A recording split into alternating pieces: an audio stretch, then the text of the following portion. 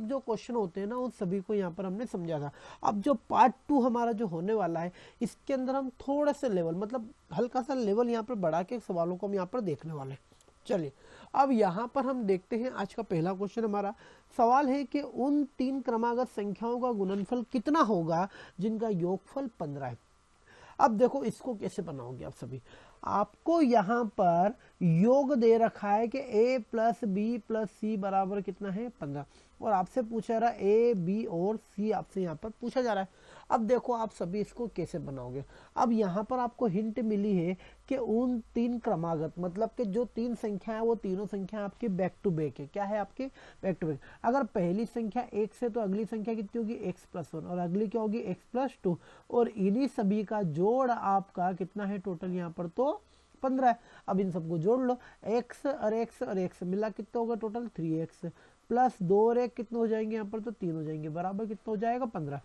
3 उठ के इधर तो ये हो जाएगा 3x बराबर 15 में से 3 जाएंगे तो ये हो जाएगा हमारा कितना यहाँ पर 12, और 3 से कटेगा तो 1 से बराबर हो जाएगा 3 चौक 12, यानी पहली संख्या 4 है, दूसरी 5 है और अगली 6। अब उसने क्या बोला है, तीनों का योग ज्ञात कीजिए। लो योग कर दिया हमने, सॉरी गुणनफल कर दिया। तो देखो 5 चौक 20 और 20 का गुना 6 में करेंगे तो 120 हमारा आंसर आ जाएगा, जो कि ऑप्शन में कौन सा हमारा यहाँ पर तो ए वाला हमारा ऑप्शन में है। चलिए अब स्टार्ट करते हैं हम अगला क्वेश्चन। अगला क्वेश्चन क्या बोल रहा है, सब ध्यान से देखिएगा कि 71 तथा एक अज्ञात संख्या के गुणनफल में 47 जोड़कर एक नई संख्या प्राप्त की जाती है। उस नई संख्या को 7 से विभाजित करके 98 भागफल प्राप्त किया जा सकता है, तो वह अज्ञात संख्या निम्न में से किस संख्या का गुणज है, ये आपको यहाँ पर बताना है। अब देखो आप कैसे बताओगे। पहले तो आप सवाल को अच्छे समझ लो कि सवाल बोल क्या रहा है कि 71 और एक अज्ञात संख्या और उन दोनों का गुणे में अगर 47 अगर आप जोड़ते हो, ठीक है, तो प्राप्त संख्या में अगर आप 7 से डिवाइड करोगे तो आपको 98 मिलेगा। तो हम क्या बोलेंगे कि भाई एक तो 71 है गुणित दूसरी संख्या में पता नहीं x है। जब हमने इसके अंदर जोड़ा कितना 47, ठीक है, तो एक संख्या प्राप्त हुई, और ये जब पूरी संख्या में जब हमने 7 से डिवाइड करा तो लास्ट में जाके आंसर कितना है 98। क्या उसकी एक एक बात यही बातें बोल रही थी बस। तो अब अज्ञात संख्या कौन सी है वो, और वो किसका गुणज इनमें से, ये अपने को यहाँ पर बताना है। अब देखो हम यहाँ पर कैसे बताएंगे इसको। सबसे पहली बात, क्या ये 7 उठ के ऊपर नहीं जाएगा, क्या जाएगा ना।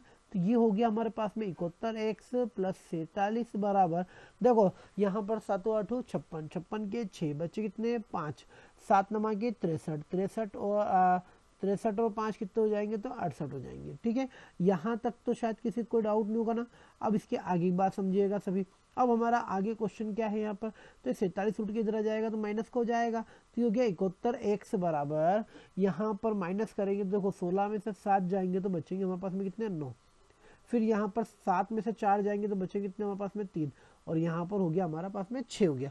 ठीक है, अब ये वैल्यू इससे कट रही है क्या, जी बिल्कुल, तो ये वैल्यू कट रही है इससे कितनी बार में 9 बार में, यानी कि x की वैल्यू कितनी आ गई हमारे पास में यहाँ पर तो 9 आ गई है। अब उसने बोला है, मतलब वो जो अज्ञात संख्या है वो अज्ञात संख्या है 9। अब उसने बोला है कि वो संख्या बताओ, ठीक है ना, अज्ञात संख्या आ गई, तो वो किसका गुणज है आपको ये बताना है। तो भाई 9 किससे कटता है, 2 से नहीं, 4 से नहीं, 5 से नहीं, तो किसका आएगा ये तो 3 से, क्योंकि 9 3 के पाड़े में आता है, यानी कि अज्ञात संख्या गुणनफल कितना है तो यहाँ पर 3 है। चलिए अब हम चलते हैं अगले क्वेश्चन पर। देखो अगला क्वेश्चन ध्यान समझिएगा कि यदि दो संख्याओं के योग को उस संख्या से अलग अलग गुना किया जाए, दो संख्या के योग को अगर उस संख्या से अलग अलग गुना किया जाए तो गुणनफल क्रमशः 247 और 114 आता है, तो संख्या का योग कितना होगा ये हमसे यहाँ पर पूछा जा रहा है। तो आप क्या करोगे, मान लिया हमने पहली संख्या a है और दूसरी संख्या b है, पहली संख्या में उसका योग से गुना करो और दूसरी संख्या में भी उसके योग से गुना करो, तो आपको पहली बारी में 247 प्राप्त होगा और दूसरी बारी में आपको 114 प्राप्त होगा। तो उन संख्याओं का योग ज्ञात करो। देखो कभी भी अगर आपको ऐसी कंडीशन आ जाए ना और आपको ए बी का मान चाहिए, सबसे बढ़िया काम कुछ भी मत करो, a into A plus B के बटे में b into A plus B रख दो। ठीक है, हमने इसके बटे में इसको रखा है तो यहाँ पर भी 247 के बटे में 114 रखा आएगा। अब आप देखो a प्लस बी से a प्लस बी क्या हो गया हमारा यहाँ पर तो कैंसिल हो गया। अब उसी प्रकार ये वैल्यू भी तो हमारी किसी ना किसी नंबर से कट रही है कि नहीं कट रही है। अब देखो यहाँ पर हम अगर इसको काटें यहाँ पर तो किससे कट रहा है ये, यहाँ पर तो भाई 3 से कट रहा है क्या, तो भाई ये 3 से नहीं कट रहा हमारा। इसके बाद में 7 से कट रहा है क्या। अब हमें अगर ये पता करना है कि आखिर ये नंबर किससे कट रहा है, तो आप तो कुछ भी मत करो, 114 से भाग दे दो 247 में। किससे भाग दे दो, 247। देखो मैं आपको एक बहुत बेस्ट तरीका बता रहा हूँ कि कभी भी अगर कोई ऐसी संख्या आ जाए जिसमें आपको नहीं पता है कि किससे कटेगी, तो बड़ी वाली संख्या में छोटी वाली संख्या से तब तक भाग देते रहो जब तक कि कट के हमारा जीरो नहीं आ जाए। कैसे, मैं समझाता हूँ कैसे। देखो यहाँ पर हमने 114 का पहाड़ा बोला, क्या बोला हमने, 114 का पहाड़ा। तो 114 का पहाड़ा हम 2 बार बोलेंगे तो हो जाएगा 228, नहीं होगा क्या। अब देखो 17 में से 8 जाएंगे तो बचेंगे 9, और 3 में से 2 जाएंगे तो बचेगा 1, और ये कैंसिल हो गया। यहाँ पर 19 आ गया। अब इस 19 के, अब ये जो 114 है, अब इसके आगे लिख दो, लिख दिया। अब इसको हम काटते हैं, देखो मैं यहाँ पर काट रहा हूँ, इसको 19 लिखा और यहाँ पर लिख दिया हमने 114। अब देखो फिर उसके बाद में 19 का पहाड़ा वहां तक बोलो कि ये हमारा किससे कट जाए, यहाँ पर तो 114 से कट जाए। तो देखो 19 पंजे कितने होते हैं हमारे पास में, तो 95 होते हैं, ठीक है। तो यहाँ पर 19 पंजे 95 होते हैं, 19 छंग कितने होते हैं हमारे पास में, तो 114 हो जाते हैं। मतलब नंबर कट गया, किससे कटा है, 19 बार, नहीं कटा गया। यानी कि ये जो दोनों नंबर है ना, ये दोनों के दोनों नंबर कटेंगे हमारे किससे, तो 19 से।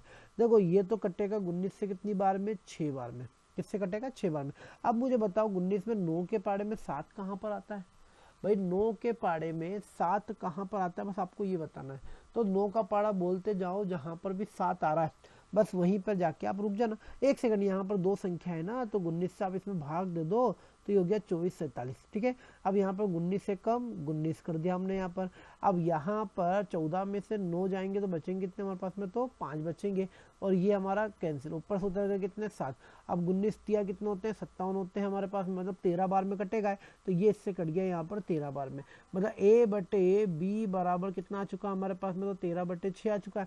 अब उसने बोला दोनों संख्याओं को जोड़, तो 13 और 6 मिला कितने हो जाएंगे, तो 19 हो जाएंगे। ये हमारा आंसर आ गया 19। अरे उसने हमसे योग पूछा है ना, तो 2 संख्याएं निकल गई। अब उन दोनों संख्याओं को आपस में जोड़ दो, आपका योग निकल आएगा, ठीक है। चलिए अब देखते हैं हम अगला क्वेश्चन। अगला क्वेश्चन क्या है कि 2 शून्योत्तर संख्या ऐसी है कि उनका अंतर, उनका योगफल और उनका गुणनफल 1, 5, 36 के अनुपात में। तो उन संख्याओं का योगफल कितना होगा, ये हमसे यहाँ पर पूछा जा रहा है। अब देखिए ध्यान से, सभी इन सभी सवालों को हम कैसे सोल्व करेंगे, आपको करना कुछ नहीं है। अब यहाँ पर बोला उसने कि उसका जो अंतर, योगफल और गुणनफल 1, 5, 36 दे रखा है। तो हमने क्या करा है कि भाई सबसे पहला अंतर, अंतर मतलब कि A-B, ठीक है ना। और उसके बाद में उसने योगफल दे रखा है तो A+B, उसने गुणनफल दे रखा है तो A गुणित B। इन सबका रेशो कितना है, तो 1, 5, 36 है या नहीं है। यहाँ तक किसी को कोई डाउट है क्या, नहीं है ना। अब इसके आगे की बात समझिएगा सभी, इसके आगे हमें करना क्या है, ठीक है। अब देखो यहाँ पर ये जो रेशो वाला जो फॉर्मेट है, अगर हम यहाँ पर रेशो हटाते हैं तो यहाँ पर हमारे पास में एक्स नहीं आएगा क्या, आएगा ना, बस ठीक है। तो अब यहाँ पर हम क्या करेंगे, इसको एक्स में कन्वर्ट करने की कोशिश करेंगे। क्या करेंगे, हम एक्स में कन्वर्ट करने की कोशिश करेंगे। जैसे कि यहाँ पर मैं क्या लिख रहा हूँ, सभी ध्यान समझिएगा इधर, ठीक है। हमने क्या करा है, सबसे पहले ये जो सब रेशो में, किस में है, ये रेशो में, हमने क्या करा, सबसे पहले इन दोनों को उठाया। किन को उठाया, हमने इन दोनों को। अब देखो यहाँ पे हमें करना क्या, सभी ध्यान समझिएगा। मैंने यहाँ पर उठाया इन दोनों को, यानी कि मैं यहाँ पर लिख सकता हूँ कि A-B, ठीक है, अनुपात A+B बराबर हो जाएगा 1:5, ठीक है। अब देखो हम यहाँ पर कर क्या रहे हैं, बस आप तो देखते रहिए, आपके सभी आंसर यहाँ पर आ जाएंगे। अब देखो ये हो जाएगा A-B/A+B बराबर हो जाएगा 1/5, 5 उठ के इधर चला जाएगा, यानी कि 5A-5B बराबर A+B। यहाँ पर A उठ के इधर चला जाएगा, यानी कि 4 है, और 5 उठ के इधर चला जाएगा, यानी कि 6B। नहीं होगा क्या। अब उसके बाद में 2 से कटेगा 2 बार में, 2 से कटेगा तो ये 3 बार में। अब B उठ के बटे में चला जाएगा, तो ये हो जाएगा A/B बराबर 3/2। तो यहाँ पर A और B के रेशो आ गए हमारे पास में कितने, तो 3:2 आ गए, ठीक है। अब अगली बात, अब अगला सभी ध्यान समझिएगा, हम कर क्या रहे हैं। फिर हमने देखा कि इन दोनों को, यहाँ पर हमने पहले इनको चेक कर लिया, ठीक है।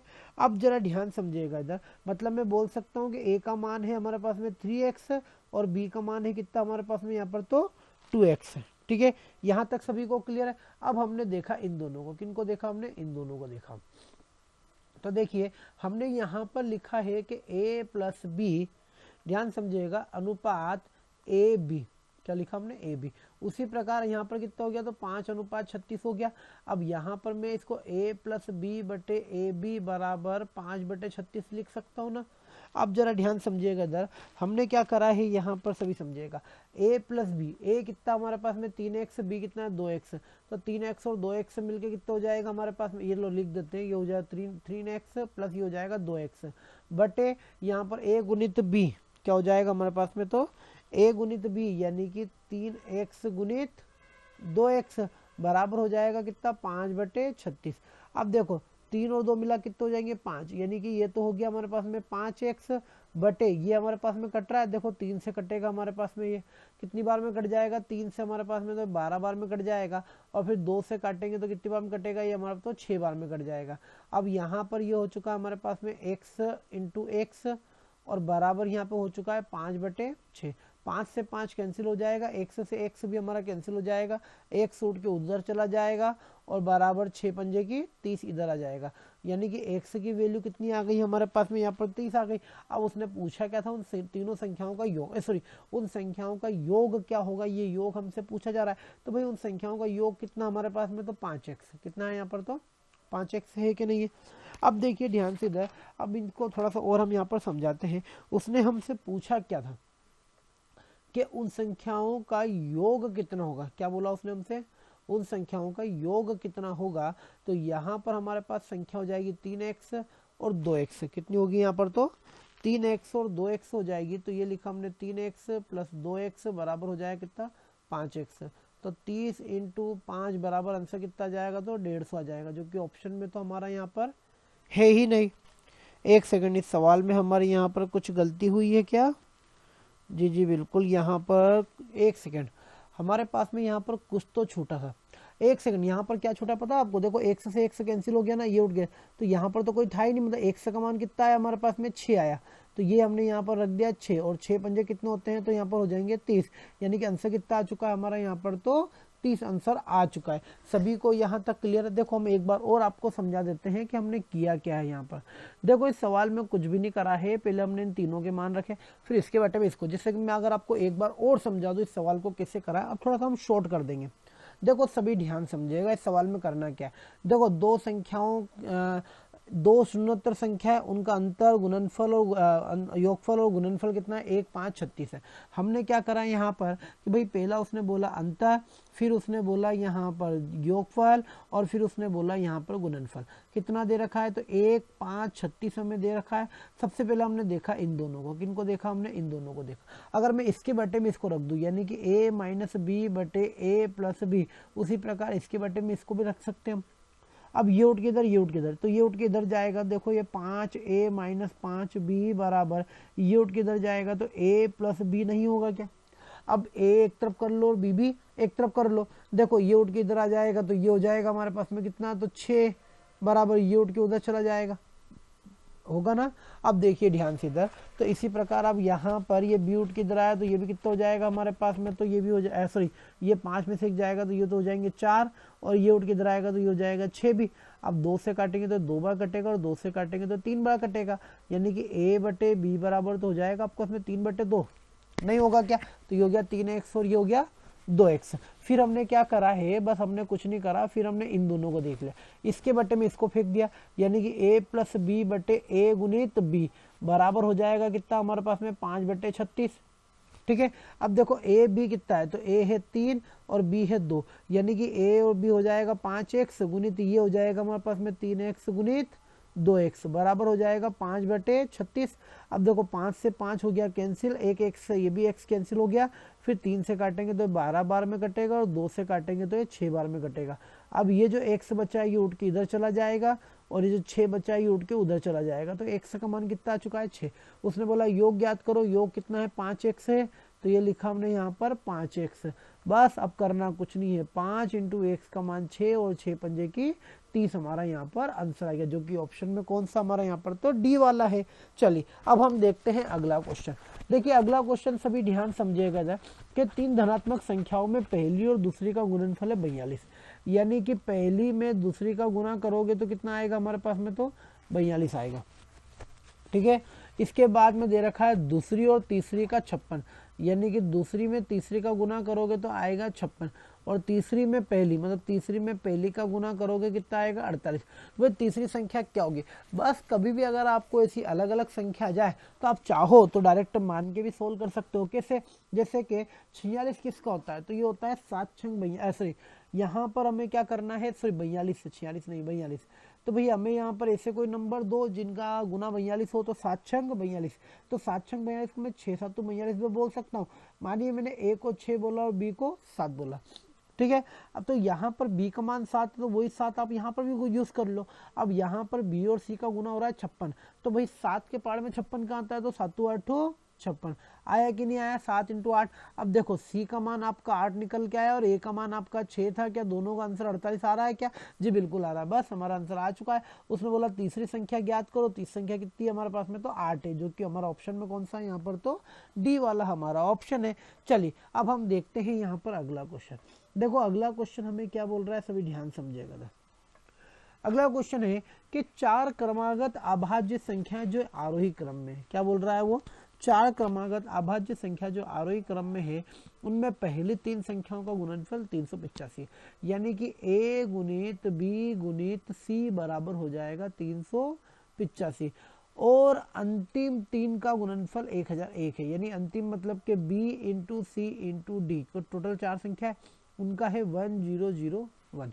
तो सबसे बड़ी अभाज्य संख्या बताओ, ये हमें बताना है। देखो आपको करना कुछ नहीं है, आप तो इसके बटे में इसको फेंक दो, जैसे कि a गुणित b गुणित c के बटे में b c d रख दो, तो बराबर हो जाएगा 385 बटे 1001। काट लो। देखो bc से bc क्या हो गया? कैंसिल, यानी कि a बटे b बराबर है, वैल्यू आएगी। अब ये नंबर कट रहे हमारे किसी ना किसी नंबर से, कि नहीं कट रहे? अब देखो 385 और 1001 किसी ना किसी से तो हमारे कट रहे होंगे ये। अब किससे कट रहे होंगे? तो एक काम कीजिए, हमने 7 से काटा, 7 से काटेंगे तो 7 पंजे 35 बचे 3, 7 पंजे 35। यहाँ पर भी 7 से काटेंगे तो 7 एकम 7 बचे कितने? 3, हो गए कितने? 30 हो गए।